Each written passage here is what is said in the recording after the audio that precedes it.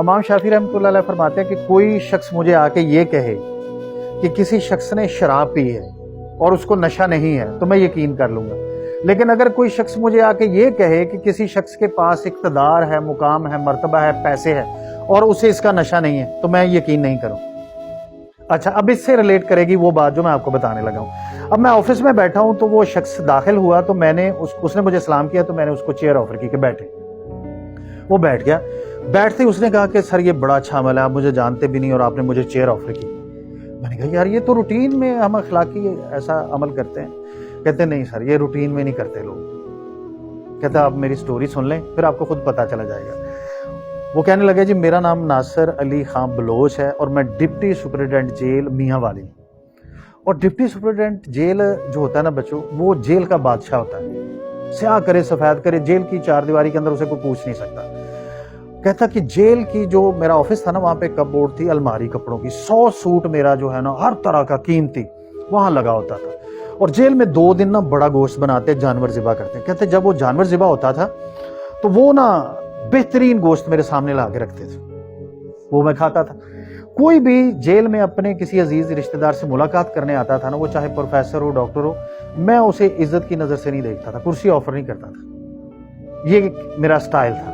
अब कहता है एक दिन मैं अपने ऑफिस में बैठा हूं तो मुझे मेरे मुलाजमों ने आके बताया कि एक उम्र कैद का कैदी है जिसने भूख हड़ताल की है जेल के अमले के रवैये के खिलाफ। तो कहता मैं फौरन उठा और उठने के बाद मैंने, जैसे आपने फिल्मों में भी देखे होंगे, जेलर के बूट होते हैं बड़े तगड़े किस्म के।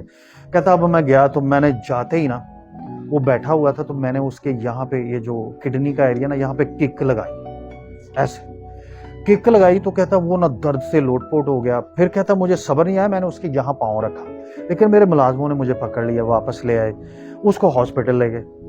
अब जब उसको हॉस्पिटल ले गए तो वहां उसका एक्सरे हुआ तो पता चला उसकी 3 पसलियां फ्रैक्चर हो गई। एक किक से, कितनी जोर से उसने मारी होगी कि एक किक से 3 पसलियां फ्रैक्चर हो।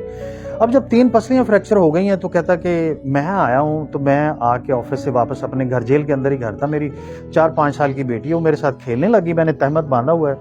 तो कहता मेरी बेटी ने ऐसे करके मेरे हाथ लगाया तो मुझे कहने लगी आपके पापा ये क्या बना हुआ है। तो कहते मैंने हाथ लगाया तो माइलोमा टाइप, रसौली टाइप एक चीज, उसी रात की बात। और कहते मैंने जब ऐसे किया तो मैं भी फिक्रमंद हो गया, तो मैंने जेल के डॉक्टर को कॉल किया, जेल का डॉक्टर आया, उसने देखा तो कहने लगा सर आप लाहौर चले। लाहौर गया, वहां उन्होंने अल्ट्रासाउंड किया और जो वहां पे उन्होंने यूरोलॉजिस्ट जो सर्जन थे उनको दिखाया। उन्होंने कहा कि आपके रेट्रोपेरिटेनियल ट्यूमर है, यहाँ पे आपका गुर्दा निकालना पड़ेगा। उसकी 3 पसलियां फ्रैक्चर हुई तो कहता मुझे उसने कहा आपका गुर्दा निकालना पड़ेगा। अब कहते कि जैसे उन्होंने मुझे ऑपरेट किया, उसने कहा इमरजेंसी करनी। अब जब गुर्दा निकालते हैं तो बायोप्सी के लिए भेजते हैं कि इसमें कोई ऐसी चीज तो नहीं, कैंसर तो नहीं। बायोप्सी की रिपोर्ट आई तो उसमें ट्यूमर। अब कहते कि 4 या 5 दिन बाद यूरोलॉजिस्ट ने, सर्जन ने मुझे कहा कि आपने उठ के चलना है ताकि आपके जिस्म के निजाम एक्टिव हों।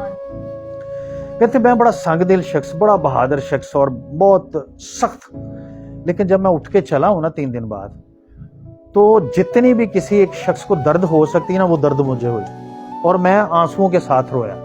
और मैंने ऐसे ऊपर देखा माफी मांगने के लिए, लेकिन वक्त गुजर चुका था। और वो दिन, और कहता आज का दिन, जितनी जेल के सोर्सेस से नाजायज कमाई की थी वो सारी खर्च हो गई। अब वो जो कैंसर है जो किडनी से शुरू हुआ था वो मेरे जिस्म की हड्डियों में आ चुका है।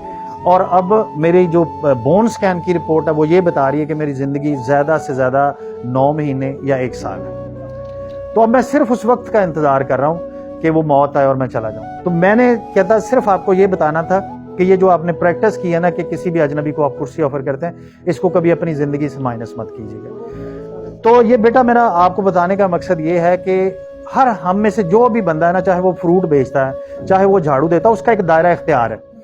कभी भी अपने दायरा इख्तियार का गलत इस्तेमाल मत करें, क्योंकि जब आप दायरा इख्तियार का गलत इस्तेमाल करेंगे तो आप अपने परवरदिगार के निज़ाम को चैलेंज करेंगे और उसका निज़ाम अटल है। ओबामा हो, क्लिंटन हो, नवाज शरीफ हो, सबको सांस लेने के लिए ऑक्सीजन की जरूरत है। उसका निज़ाम फिक्स है, पैदाइशी प्रोसेस एक है, जाने का DNA रेप्लिकेशन एक है। तो अल्लाह ताला के निज़ाम को मत चैलेंज करें अपने अमाल के जरिए से। कोशिश करें कि जिस जगह पे भी बैठे हैं, जहां पे भी बैठे हैं वहां पे किसी का भला, किसी के साथ नेकी, किसी के साथ हुस्न सलूक करें ताकि आपके लिए आने वाला वक्त आसान हो। इस वाक़े से आपने हमेशा अपने ज़हन को ये मैसेज देना है कि I have to be good, I have to be good, मुझे अच्छा बनना। बहुत शुक्रिया।